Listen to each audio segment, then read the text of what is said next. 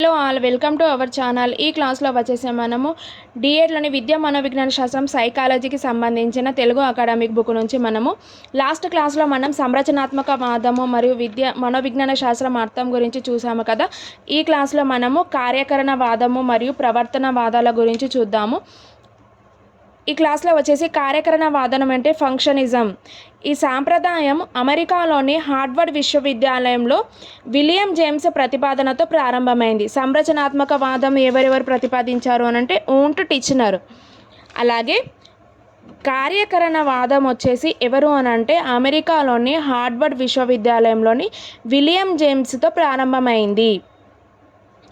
William జేమ్స్తో కార్యకరణ వాదం ప్రారంభమైంది. అలాగే John Dewey, James Angell, Harvey ఎకార్ ఈ సాంప్రదాయాన్ని బలపరిచిన ఇతర శాస్త్రవేత్తలు ఎవరెవరు? John Dewey, James Angell, Harvey ఎకార్ ఈ సాంప్రదాయాన్ని బలపరిచిన ఇతర శాస్త్రవేత్తలు.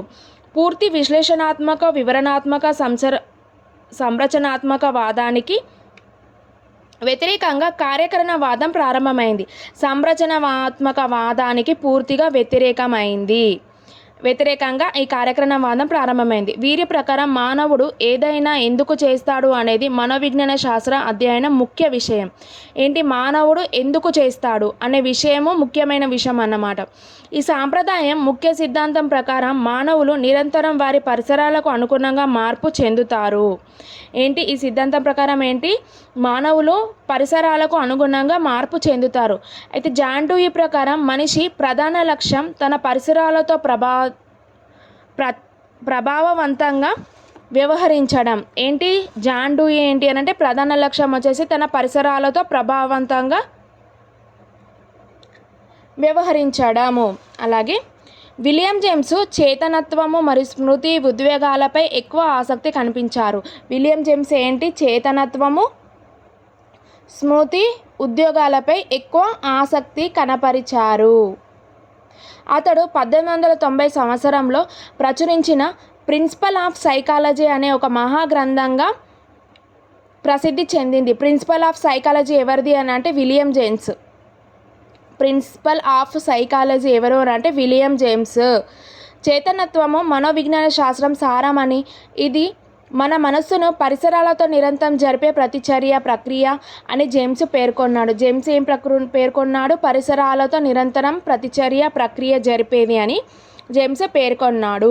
కార్యకరణ వాదుల ప్రకారము మానసిక ప్రక్రియల విధులకే కానీ విషయాలకు ప్రాముఖ్యత లేదు. ప్రక్రియలకే ప్రాముఖ్యత ఉంది, విషయాలకి ప్రాముఖ్యత లేదు అని కార్యకరణవాదులు చెప్పారన్నమాట. విద్యా ప్రాముఖ్యత చూడండి. కార్యకరణవాదము ప్రవర్తన పరిసరాలకు అనుగుణంగా రూపాంతరం చెందుతుందని చెప్పడం వల్ల అభ్యసనలో విద్యార్థుల ప్రేరణ నిలవడానికి అనుకూల వాతావరణం కల్పించడానికి అవసరం యొక్క ప్రాముఖ్యతను తెలియజేస్తుంది. సిద్ధాంతపరమైన భావనలతో కూడుకొని ఉన్న పాఠ్య ప్రణాళికలో ఆచరణాత్మక అంశాలను ప్రవేశపెట్టింది. అలాగే పాఠశాల పాఠ్య ప్రణాళికలో చేయడం ద్వారా నేర్చుకోవడం అనేది దీని కేంద్ర అంశంగా గుర్తించబడింది. పాఠశాలలో పాఠ్య ప్రణాళికలో చేయడం ద్వారా నేర్చుకోవడం అనేది కేంద్ర అంశంగా గుర్తించబడింది. వివిధ దశలోని పిల్లల అవసరాలకు ప్రాముఖ్యతనిచ్చింది. విద్యలో పిల్లవాడికి కేంద్ర బిందువుగా గుర్తించింది. పిల్లవాడిని కేంద్ర బిందువుగా గుర్తించింది. పాఠ్య ప్రణాళికలో ఉపయోగాత్మక అంశాల ప్రాముఖ్యాన్ని గుర్తించింది. ఎన్నో కొత్త బోధనాభ్యాసన పద్ధతులను అందించింది. కార్యకరణవాదంని ప్రతిపాదించింది ఎవరెవరు అని అంటే William James, John Dewey, James Angell, Harvey Carr వీరు ముగ్గురు కార్యకరణవాదులు. ఈయన ఏం చెప్పారని అంటే జాన్ డ్యూయి ప్రకారం ప్రధాన లక్ష్యం పరిసరాలతో ప్రభావవంతంగా ఉంటుందని వ్యవహరించారు. విలియం జేమ్స్ చేతనత్వం స్మృతి ఉద్యోగాలపై ఎక్కువ ఆసక్తిని కనపరిచారు. ప్రిన్సిపల్ ఆఫ్ సైకాలజీ మహాగ్రంథంగా ప్రసిద్ధి చెందింది ఎవరిది అంటే విలియం జేమ్స్. 1890 సంవత్సరంలో ఆయన ప్రచురించిన ప్రిన్సిపల్ ఆఫ్ సైకాలజీ మహాగ్రంథం విలియం జేమ్స్. ఈయన చేతనత్వ మనోజ్ఞాన శాస్త్రం సారమని, అది మనస్సును పరిసరాలతో నిరంతరం జరిపే ప్రతిచర్య ప్రక్రియ అని జేమ్స్ పేర్కొన్నారు. అలాగే పాఠశాల పాఠ్య ప్రణాళిక చేయడం ద్వారా నేర్చుకోవడం అనేది కేంద్ర అంశంగా గుర్తించబడింది. పిల్లవాడిని కేంద్ర బిందువుగా గుర్తించింది. పాఠ్య ప్రణాళికలో ఉద్యోగాత్మక అంశాల ప్రాముఖ్యాన్ని గుర్తించింది.